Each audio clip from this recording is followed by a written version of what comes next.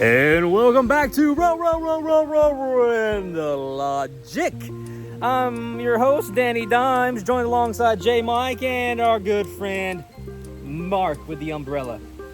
If you can't tell, it's raining out here. Okay. And speaking of the rain, John, Mike, and Mark, this year, this is currently 2024. We've had a lot of storms and tornadoes, not really here in North Mississippi, but more out west. Some very large and violent storms and tornadoes that's done a lot of damage and hurt a lot of people. And so, thinking about this, there's been some storms, though, in the past that have hit our area, and then we have some stories to tell about that. So this episode, sit back and relax, because we're about to talk about storms of the past.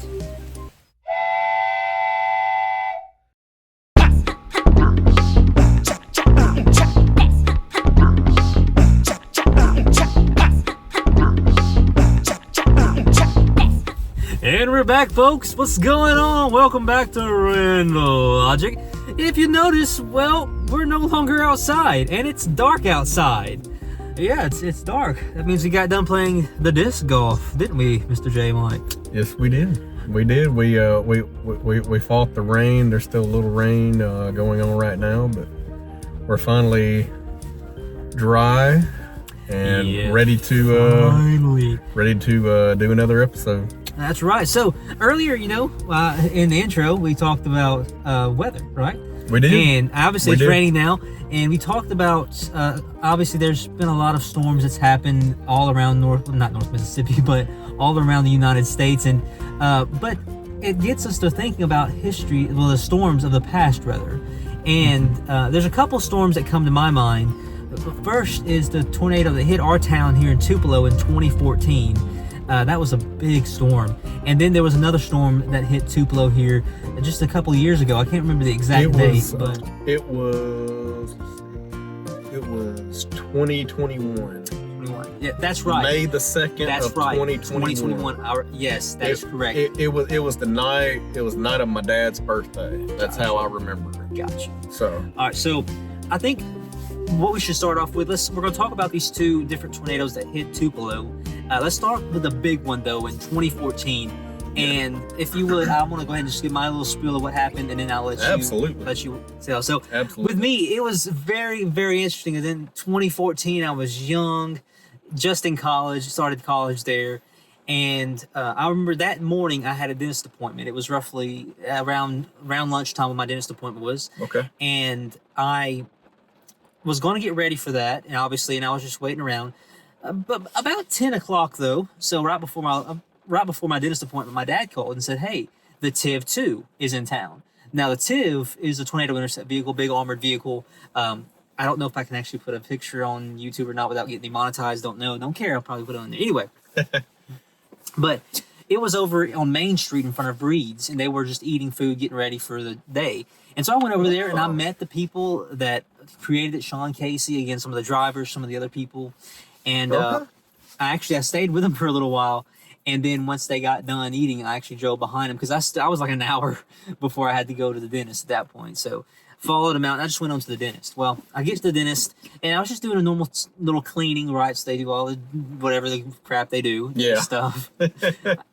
Don't mind them. I thank God for dentists, but sometimes they can be a little blah. But yeah, I've got a friend of mine that's a dentist in town. So yeah.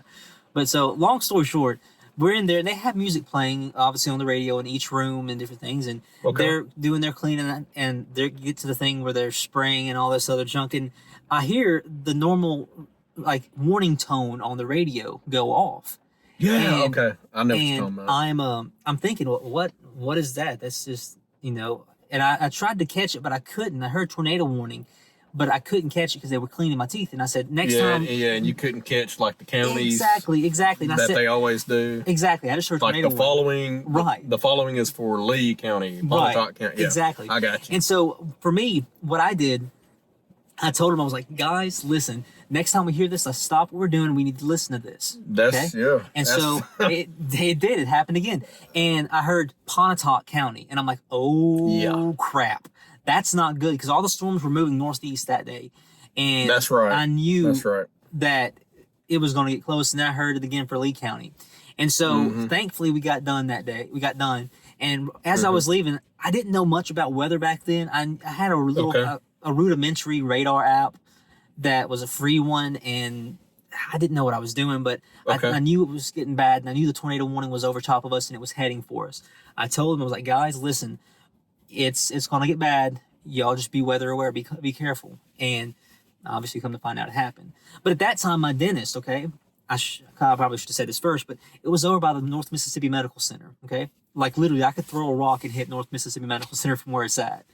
And I, my mom at that time worked in the lab in there on the first floor, middle of the building. I called her. I said, "Hey, do you want me to come up there with you because it's getting pretty bad?" And she said yes, which come to find out was a great thing because not only did the tornado when it hit, obviously it came through Tupelo, but it came through parts of Saltillo as well. That's And right. one of the roads that it hit, which is County Road 811, I would have been driving right there in the middle of it if I didn't go up there. So thank God for, obviously God, but thank God for moms. But Absolutely. I remember though, I went up to the lab up there, and I sat in their waiting room and had the TV on, the WCVA with Matt Lopon, and I remember it was horrible. And I looked, they had tower cam looking back to the west, and I was watching it. Next thing I knew, the whole thing formed and set. And Yes. now, I'm a storm chaser now, so I've chased many different storms now since then. But that was a feeling I've never got again. I haven't got again at this point. Yeah. Because I knew this was a large and deadly tornado on the ground that was going to do a lot of damage. Yes. So while that happened, of course, I told my mom, and I screamed because she was back in the back with her people. I screamed at her, and then I, talked to a bunch of other people, and then I started calling other people. And the one person I really like to call was my grandpa, because we live really like right beside him. And I told him to get my uncle, get the dogs and stuff, my cousins, and go take shelter. And come to find out, those suckers didn't do that at that point. It was right before it hit, before they decided to do that, and before they decided to take shelter. And the only reason why they did is my uncle was in their kitchen. So their kitchen, they have a window that faces their backyard, and he said he looked outside, he saw squirrels playing, birds doing their things, and next thing you know, everything bolted and the sky turned green. And so they took shelter after then. And the tornado was not even 2 miles from my house when it came through. And we live like right beside my grandfather there and my uncle in that area. So it was rough. But then I remember later on that day, it was obviously nighttime, getting towards the evening, because I stayed with up in the lab until my mom got off work at 4:30. We met my dad, and we all just piled into one car and drove through Tupelo. And at that time, we drove through Gloucester, not North Gloucester, but on there by there was a couple. I'll put a little map on the screen here to kind of show you.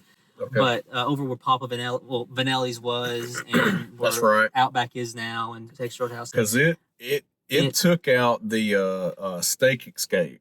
Yeah. That was there at the time. Yeah, there were some stories about that too. Yeah. But I just know driving through there and seeing that damage. Oh man. It hit hard. And then the next day we went to we knew that on County Road 811 there it got hit really bad too. So we drove through there, saw all that damage, then went up to our church, hunkered down, and I say hunkered down, but went up there and started helping, because our church is on that same road. Literally, it was a miracle it didn't get hit, because all the trees, everything else got blown down around it. Yeah. The church, the only thing that happened to the church, a little piece of siding or flashing got a little messed up, but it's nothing big. But the house is literally just next door, just completely shingles ripped off, and just a couple of houses down the road, completely leveled. And so we jumped out there and we started helping as much as we could. Yeah. And it was rough for a while there for them, but I know it was a crazy day, and it's a feeling that I've never had since then. And so, John Mike, what was I'm gonna do this real quick. Sorry about that, guys. I'm redoing the lights. If you don't do it, it'll go off. But what was going on with you on that day in 2014? With me, I had heard rumblings that the weather was supposed to be bad that day.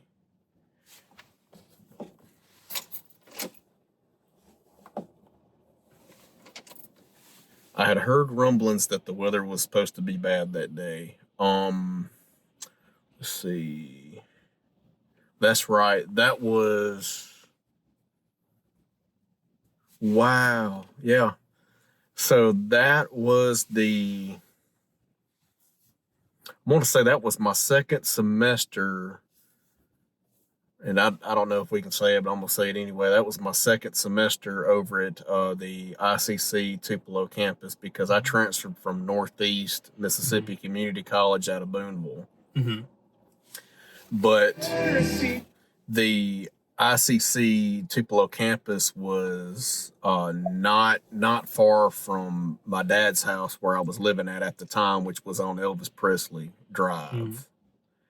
And I also worked at a grocery store that wasn't far from the house and the campus.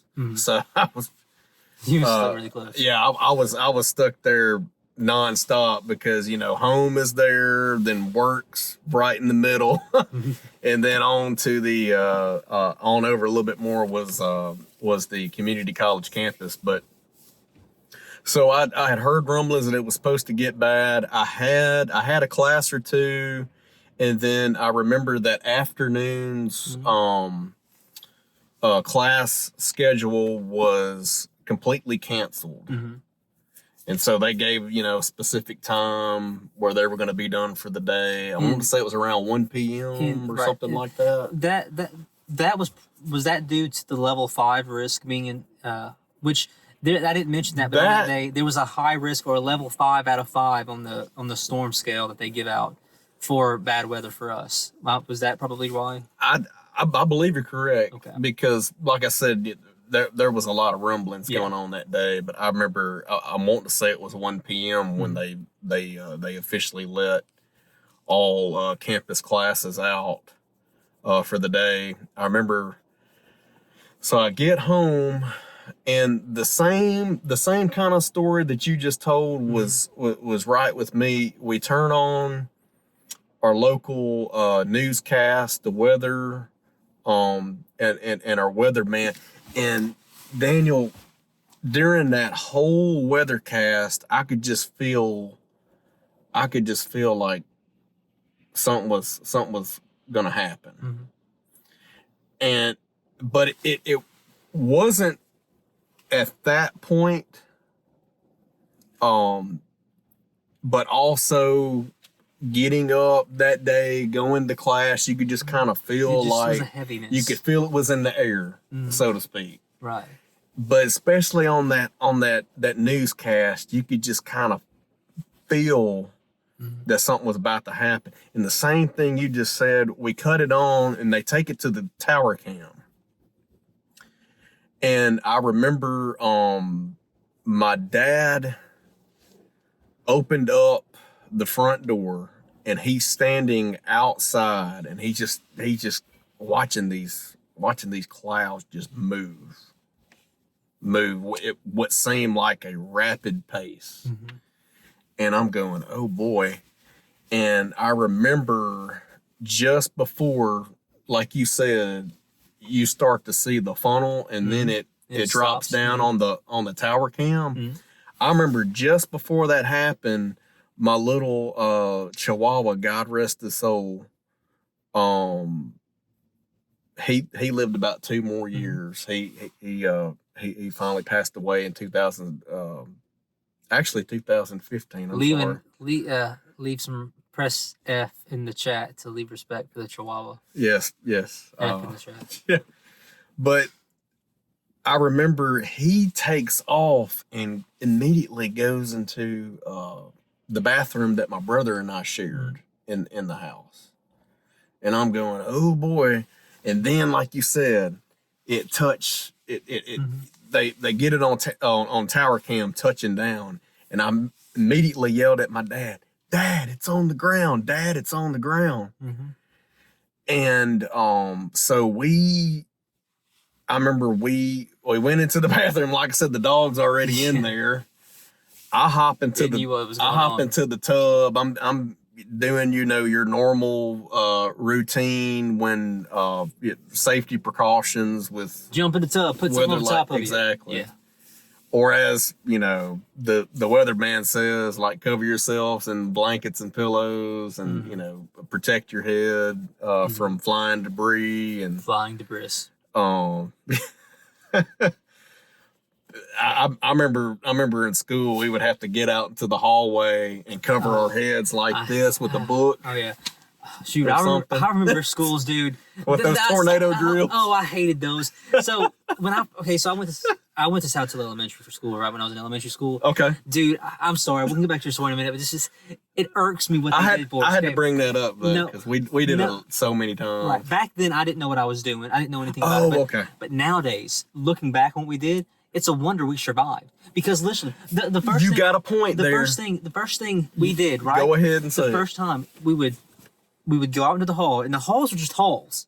Wind tunnels, right. Okay? If the tornado's coming, it's a wind tunnel. It's gonna go. That's right. But we was told to put this curl up, like kneel down, put our head against the wall, tuck our feet up in our knees up against our head, and put a book over our head. And I'm like, that is the most uncomfortable position to be in. If the roof would have fell on us, we might as well be. And people, it happened in the Ambry High School last year. Yeah. Where the ceiling in one of the hallways in that school completely came down. Mm-hmm. Yeah. There you go. But either way, faculty of schools do better.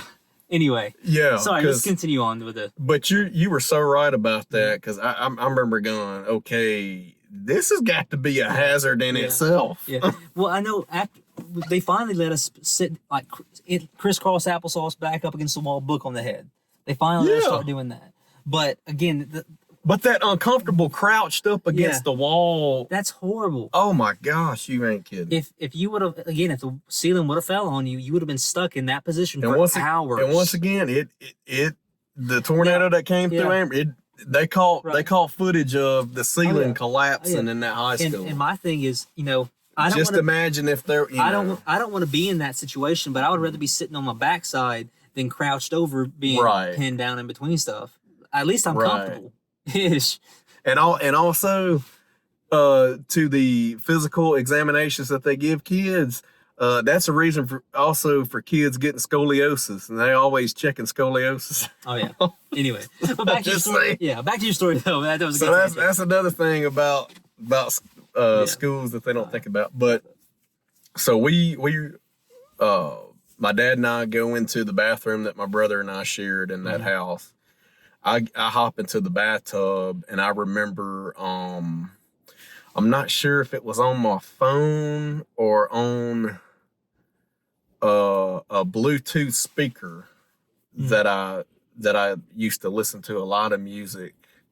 Like I'd hook up my phone to this Bluetooth speaker, but I just remember I remember turning to a local radio station in town. They had somebody in the studio that was constantly giving updates. So I was listening that way, because I was sure within a matter of moments that not only the power would go out, but of course, like the TVs that had all the news that would be coverage, and it did go off. Yes. And I'm not, correct me if I'm wrong, I'm not sure if he was doing the live stream like he does now. No, so back then, because I didn't think he was doing that at the time. Back then, we're talking about our local chief and this happened 10 years ago, people. In 2014. So. Right now it's 2024. We're talking about our chief meteorologist here in North Mississippi, which is in Tupelo, Mississippi, WTVA, Matt Lobhon. Yes. Back then he wasn't doing the live stream, so he wasn't going on Facebook Live. See, I don't think he was. And what we're referring to is now. Not only will he go, if there's a tornado or something on, going over, he will not only go live on the news, like on TV, and override everything, but he will go live on Facebook. And just in case something happens, he'll be able to do it. And I think that was because of that, because what happened at the TV station, a step back, when the tornado came through Tupelo, it took out some high voltage power lines that cut power to everywhere. And that when that power got cut, it screwed some stuff up over at the station. And that's why I immediately sorry folks. I immediately put it to a local radio Yeah. station, because I knew that at least was going to go off. But maybe, you know, by some somehow that the radio waves could keep going strong, just enough to kind of. Big thing. I mean, with a radio station, as long as you, even if you're off there for a second, but you have backup generators, you can keep stuff going. But another problem that happened at WTVA as well, while I'm thinking about it, there was some cables that had got cut when the tornado came through, because the tornado came really close to the station. It sure did. And I don't know exactly what. I don't know if it was a fiber optic cable or something, but some big cable got cut, and they had to repair it before they could go back online. Well, bring the stuff back up. But yeah. So continue on with your story, though. You know, you guys were in the bathroom. You turned to local radio station. Yeah. So he was just kind of giving some updates on where they were kind of configuring that the tornado was headed, even though we know that the sucker can shift its tracks and big time.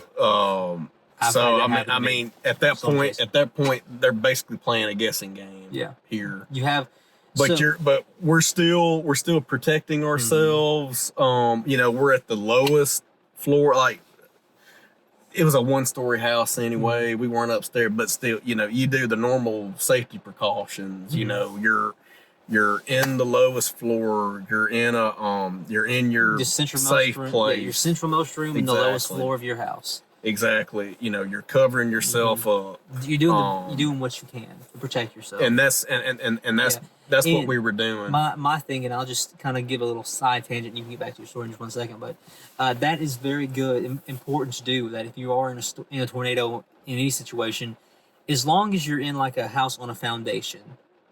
So if you're like in a mobile home, a trailer, mobile home, manufactured home, however you want to say it, get out. You need to leave, because the wind can get up and under your underpinning and flip your trailer. Or it could just completely. I mean, they're not built. I mean, some are built really nice, but they're still. See, I happen to live in one. Yeah, but I do too. Fortunately, you know, we haven't had that kind of severe weather. But I at least have somewhere where I can go. Right, and the big thing is, if you are out of Dodge, if you are in like a home on a foundation, you want to be in the centermost room of your lowest floor of your house. That's your safest place. Now, obviously, if you have a basement, going in your basement's good. Yes. If you have an outdoor storm shelter, obviously, or an indoor storm shelter, either way, obviously, it's good to do that as well. But now, you know, I tell you what we're going to do, John Mike. I'm going to let you finish your story. I say I'm going to let you. That's kind of sounds bad, but I would like you to finish. You know, finish your. Well, account. I was just about finished. Okay. We just really went in. We just really went into the bathroom and kind of waited it out and. Gotcha. Finally, I can't remember how we got the all clear, but basically all clear. You know, we got out, but and then you saw all the damage. You could definitely tell it kind of went through the area that we were at. Yeah. But we were fine, of course. Right, thankfully. Yes. Same for us. The only thing that happened to us is we were out without power for a few days. Okay. Just because the high voltage power line that got hit supplied our substation. That supplied all, and then plus the substation which is at Barnes Crossing. I'm actually pointing to it right now, but it didn't get hit. But when the tornado destroyed the high voltage power line, it threw a bunch of junk off, obviously over there, and they had to refix it all before we could get any power. And that was for our area and the area that got hit, just about 2 miles up from our house. But at this point, I know this episode's getting a little bit longer for this one, so we're going to combine this and go another episode, maybe 2. So when we come back, what we're going to talk about on this next episode is tornado safety, but also the 2021 tornado, because that's another tornado that we have some good stories for, and I want you guys to know about it. So with that being said, tornadoes and storms. Really, really cool. We got more to talk about. And then, you know, one day we haven't had a whole lot of storms this year in North Mississippi. We said we had a lot of tornadoes. We have in North America, in the United States, a lot of tornadoes that hit around, but nothing's hit so far in the except for I think maybe one small tornado that was like an EF0 over somewhere in North Mississippi, like back northwest Mississippi. But down here, I mean, this just hasn't been a lot. So if we do get another one, we'll have to go on a storm chase. But until then, remember guys, stay random.